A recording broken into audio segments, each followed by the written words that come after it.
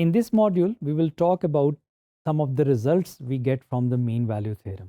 और हम उसका एक वेलोसिटी में उसकी एक एग्जांपल भी देखेंगे और उसके जो भी हमें आउटपुट्स मिलती हैं उससे जो हमें केसेस मिलते हैं मीन वैल्यू थ्योरम से, वी विल सी दैट. तो 3 इम्पॉर्टेंट जो हम क्रॉलरीज या उसको आप रिजल्ट्स कह लें आसान से लफ्ज़ों में, हमें एमवीटी के जो मिलते हैं, we will see that one by one. The first one is zero derivative corollary. अब इस केस में अगर आप पहले ग्राफ से देखें तो क्या है कि हमारे पास एक कांस्टेंट फंक्शन है, हॉरिजॉन्टल लाइन है, तो वो आपके पास जो y की वैल्यू है वो कांस्टेंट है. अब कांस्टेंट का जो डेरिवेटिव है वो ज़ीरो होता है. तो इस केस में if f dash of x equals to zero for all x, जो भी आपने इंटरवल स्पेसिफाई किया हुआ है, तो if f dash of x equals to zero for all x in an interval, then f is constant on I. तो अगर आपके पास जो है वो किसी स्पेसिफिक पॉइंट पे अगर एक आपके पास जो फंक्शन है उसका डेरिवेटिव ज़ीरो बन रहा है, तो आपके पास उस पूरे इंटरवल पे जो फंक्शन है वो फिर कांस्टेंट होगा. हम इसको एक एग्जांपल से भी देखेंगे. सेकंड जो हमारे पास है वो इक्वल डेरिवेटिव क्रॉलरी है. अब जैसे नाम से पता लग रहा है कि हमारे पास दो डिफरेंट फंक्शंस हो लेकिन उनके डेरिवेटिव सेम हो. ये अब देखें कि हमने दो कर्व्स ली हैं, इसको हम फर्दर एक एग्जांपल से देखेंगे. तो ये दो कर्व्स हैं हमारे पास. अब इनके डेरिवेटिव्स जो हैं वो इक्वल हैं. तो उस केस में आपके पास क्योंकि डेरिवेटिव्स यहाँ पे इक्वल हैं, तो इसका जो आउटपुट मिलती है, रिजल्ट मिलता है, वो ये मिलता है कि जो फंक्शन हैं दोनों, उनमें फिर किसी एक स्पेसिफिक नंबर के साथ का डिफरेंस होगा ऊपर और नीचे में. मतलब वो एक सेम ही फंक्शन जो है वो ऊपर किसी स्पेसिफिक डिस्टेंस पे कॉपी हो रहा होगा या नीचे किसी डिस्टेंस पे कॉपी हो रहा होगा. उन दोनों के दरमियान एक कांस्टेंट का डिफरेंस होगा. तो will see it with an example. If f dash of x equals to g dash of x on interval I, then f of x equals to g of x plus some constant c, for a constant c. Third one हमारे पास है monotonicity corollary. Monotonicity हमने बात की थी कि ये हम कहते हैं किसी भी फंक्शन की इंक्रीजिंग वाली प्रॉपर्टी को या डिक्रीजिंग वाली प्रॉपर्टी को. ये हमारे पास एक कर्व है. अब आप ये देखें कि ये एक स्पेसिफिक इंटरवल में जो है वो इंक्रीज़ कर रही है, फिर एक स्पेसिफिक इंटरवल में डिक्रीज़ कर रही है, and then it is again increasing. If f dash is जो डेरिवेटिव है वो ग्रेटर देन ज़ीरो है किसी इंटरवल में, तो फंक्शन इंक्रीजिंग है. और अगर आपके पास जो एफ डैश है वो लेसर देन ज़ीरो है, नेगेटिव है, तो फंक्शन डिक्रीजिंग है. इसको हमने यूज़ भी किया था जब हम इंक्रीजिंग और डिक्रीजिंग फंक्शंस पढ़ रहे थे. तो ये बेसिकली हमें जो मीन वैल्यू थ्योरम है उसके रिजल्ट की शक्ल में हमें ये चीज़ मिलती है. तो let's see these three corollaries one by one. The first one is zero derivative. हमने एक एग्जांपल ली है, F dash of x equals to zero है, कोई फंक्शन है, उसका जो डेरिवेटिव है वो ज़ीरो है इंटरवल 1 से 5 के दरमियान, और उस फंक्शन में जो एफ ऑफ टू है वो फ्री है. तो हम ये देखेंगे कि फंक्शन फिर इस पूरे इंटरवल में उस फंक्शन की वैल्यू किसी भी एक्स के ऊपर फिर 3 ही है. तो लेट्स सी दैट कि इसका कंक्लूजन हमें मिलेगा कि किसी भी एक्स के ऊपर अब उस इंटरवल 1 5 में फंक्शन की वैल्यू 3 ही है, क्योंकि आपके पास जो डेरिवेटिव है वो ज़ीरो है. डेरिवेटिव ज़ीरो होता है किसी कांस्टेंट फंक्शन का. अब अगर एफ ऑफ टू पे उसकी वैल्यू 3 है, तो एफ ऑफ वन पे या एफ ऑफ फोर पे डिफरेंट नहीं हो सकती, तो अदरवाइज़ वो कांस्टेंट फंक्शन नहीं रहेगा. तो इसलिए फिर पूरे इंटरवल में किसी भी एक्स के ऊपर उसकी वैल्यू 3 ही रहेगी. इसको हम डायग्राम से देखते हैं. तो ये हमारे पास आप देखें कि आपके पास एक फंक्शन है, एक constant value y equals to 3 है. अब इसमें आप कोई से भी दो पॉइंट्स ले लें, एक x1 ले लिया है और x2 ले लिया है, तो उसके ऊपर भी जो है आपके पास फंक्शन की वैल्यू 3 ही रहेगी. तो फॉर एनी x1 x2 इन 1 5 f dash of c equals to 0. तो आप ये इसको हम प्रूव भी कर सकते हैं. आप उसका F of x2 minus F of x1 over x2 minus x1 निकालें, क्योंकि जो y है वो चेंज नहीं हो रहा, तो जो न्यूमरेटर है वो ज़ीरो हो जाएगा. तो zero over anything is zero. तो आपके पास इस ये जो रेट ऑफ चेंज है यहाँ पे ज़ीरो आ जाता है.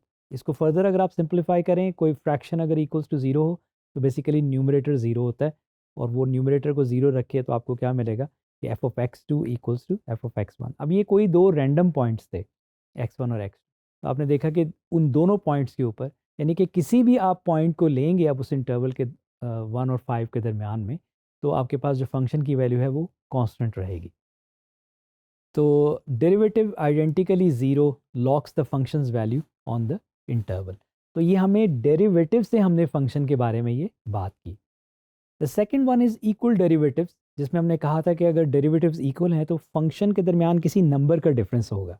तो लेट्स सी डैट हमारे पास दो फंक्शंस हैं एफ ऑफ एक्स और G of X, we don't know that, लेकिन हमें ये पता है कि उनका डेरिवेटिव इक्वल है, और हमने यहाँ पे एक स्पेशल केस ले लिया कि उसका डेरिवेटिव 2x है उन दोनों फंक्शंस का, और इंटरवल है 0 3, और उसमें आपके पास एफ ऑफ ज़ीरो जो है वो 1 है और जी ऑफ ज़ीरो जो है वो 5 है। तो लेट्स सी डैट हमारे पास यहाँ पे f of x minus g of x जो है वो आपके पास सी आ जाएगा। अब यहाँ पे जो दोनों का डिफरेंस है, जो एम वी टी से क्रॉलरी से हमने यहाँ पे देखा कि उन दोनों का जो डिफरेंस है उसमें किसी कांस्टेंट का फ़र्क होगा। हम वो सी फाइंड भी कर लेते हैं। Find C from x equals to zero, और आपके पास क्योंकि एक्स इक्वल्स टू ज़ीरो पे फंक्शन की वैल्यू 1 है, और जी कि उसी पॉइंट के ऊपर, क्योंकि आपने उस जो कर्व्स हैं एफ और जी उन पे किसी एक पॉइंट पे दोनों वाई वैल्यूज़ ले लेनी है, और उनका डिफरेंस से आपको वो डिफरेंस पता लग जाएगा, वो पूरी कर्व में वो डिफरेंस रहेगा। तो यहाँ पे वो डिफरेंस जो है वो 4 का निकला है, कि आपके पास एफ और जी के दरमियान जो डिफरेंस है वर्टिकली वो डिफरेंस 4 का है।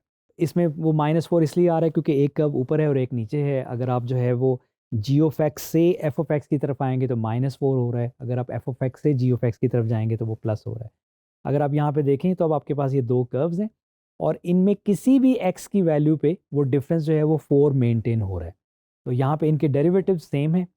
तो that was the result for that mean value theorem, इस केस में जहाँ पे डेरिवेटिव सेम है।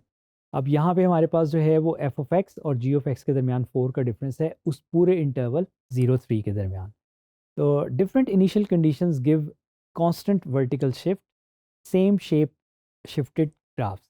तो अब आप देखें कि आपको जो दोनों इस कंडीशन में जो दोनों कर्व्स हैं वो कर्व्स सेम होंगी एग्जैक्टली, सिर्फ उनमें एक किसी हाइट के ऊपर है और एक दूसरी हाइट के ऊपर है। तो ये उसमें डिफरेंस होगा। ये तब मिलेगी हमें जब उसका जो डेरिवेटिव्स हैं उन दोनों के एक स्पेसिफिक इंटरवल में वो इक्वल होंगे। थर्ड जो आपके पास केस था मोनोटोनिसिटी वाला, वायर डेरिवेटिव साइन, इसको भी हम क्विकली देख लेते हैं कि हमारे पास एक एग्जांपल है एक्स क्यूब -3x, और ये इंटरवल है हमारे पास -2 से 2। अब हम इसमें जो स्पेसिफिक हमारे जो क्रिटिकल पॉइंट्स हैं उनके लिए हम क्या करते हैं कि हम डेरिवेटिव निकालते हैं, और फिर उस डेरिवेटिव को ज़ीरो पुट करके वो पॉइंट्स निकालते हैं।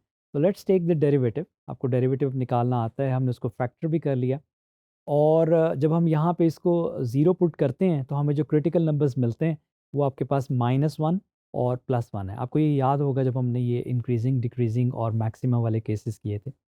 तो अब हमारे पास जो इंटरवल्स बनेंगे वो 3 बनेंगे, -∞ टू -1, फिर -1 से +1, और फिर 1 से इन्फिनिटी। उन तीनों पे हम साइन चेक कर लेते हैं। ये डेरिवेटिव का साइन है बेसिकली। तो डेरिवेटिव का साइन जो है वो -∞ से -1 के दरमियान प्लस आ रहा है। ये कैसे चेक होता है? आप इसके दरमियान कोई भी नंबर ले लें -∞ और -1 के दरमियान, फॉर एग्जांपल -2, और उसको आप डेरिवेटिव में पुट करें तो उसका आंसर पॉजिटिव आएगा। इसी तरह से -1 और 1 के दरमियान वो माइनस है, और 1 टू इन्फिनिटी के दरमियान वो प्लस आ रहा है। तो अगर इसको हम डायग्राम से भी देखते हैं कि हमारे पास ये देखें कि इंटरवल है -2 से 2, और -2 से लेके आपके पास जो -1 है उसमें जो डेरिवेटिव है वो पॉजिटिव है, और उसके बाद जो आपके पास, क्योंकि वो डेरिवेटिव पॉजिटिव है, फंक्शन इज़ इंक्रीजिंग। इसी तरह से जो -1 से लेके +1 में जो डेरिवेटिव है वो नेगेटिव है। डेरिवेटिव यहाँ पे जो है वो ग्रीन कर्व से है, और जो एच ऑफ एक्स है वो रेड कर्व से है। और फिर 1 से लेके आगे 2 तक हमारे पास जो है वो आपके पास जो वो नेगेटिव आ रहा है। 1 से लेके 2 तक जो डेरिवेटिव है वो पॉजिटिव है, फंक्शन जो है वो इंक्रीजिंग है। तो ये हमारे पास इसका साइन चार्ट आ गया, और अब हम उसको स्पेसिफाई कर लेते हैं उस इंटरवल -2 और 2 के दरमियान। तो -2 से -1 में फंक्शन इंक्रीजिंग हो गया, -1 से 1 में फंक्शन जो है वो डिक्रीजिंग है, और 1 से 2 में फंक्शन जो है वो इंक्रीजिंग है।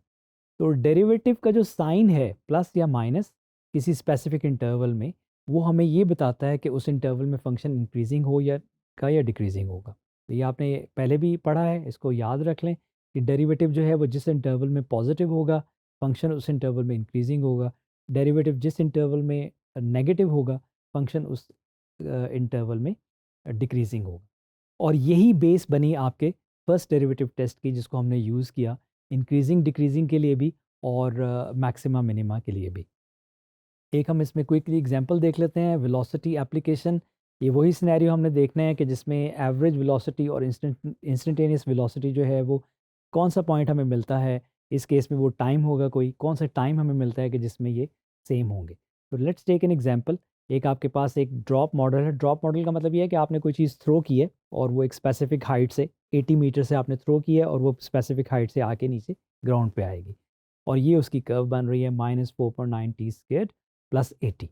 अब इसमें इम्पैक्ट टाइम कि जब वो ग्राउंड को आके हिट करेगी तो उस केस में जो आपके हाइट है एस वो ज़ीरो हो जाएगा। तो हम वो टाइम निकाल सकते हैं कि किस टाइम पे वो आके ग्राउंड को हिट करेगी। ये हम क्यों कर रहे हैं क्योंकि हमें यहाँ पे इंटरवल गिवन नहीं है। हमें ये तो बताया है कि टाइम जो है वो ज़ीरो से शुरू हो रहा है लेकिन कहाँ तक जा रहा है वो हम जो सेकंड उसके अंदर जो टर्म है इंटरवल की वो हम पता करने के लिए एस ऑफ टी को ज़ीरो रखते हैं और यहाँ से हम इसको सॉल्व करेंगे। तो जो टी हिट है जिस टाइम पे बॉल हिट करेगी ग्राउंड को वो 4.041 सेकेंड। अब आपके पास जो टाइम का इंटरवल है वो ज़ीरो से लेके ये टी हिट का हो जाएगा। ये अब इंटरवल है तो इसमें हम एवरेज रेट ऑफ चेंज भी निकालते हैं एवरेज वेलोसिटी और फिर हम इंस्टेंटेनियस वेलोसिटी भी निकालेंगे। उसके लिए वो टाइम निकालेंगे जिसमें वो दोनों सेम है। तो let's begin with the average velocity इस इंटरवल में। तो वो आपके पास change in height over change in time आ जाएगा। तो ये आपके पास -19.81 मीटर पर सेकंड आता है।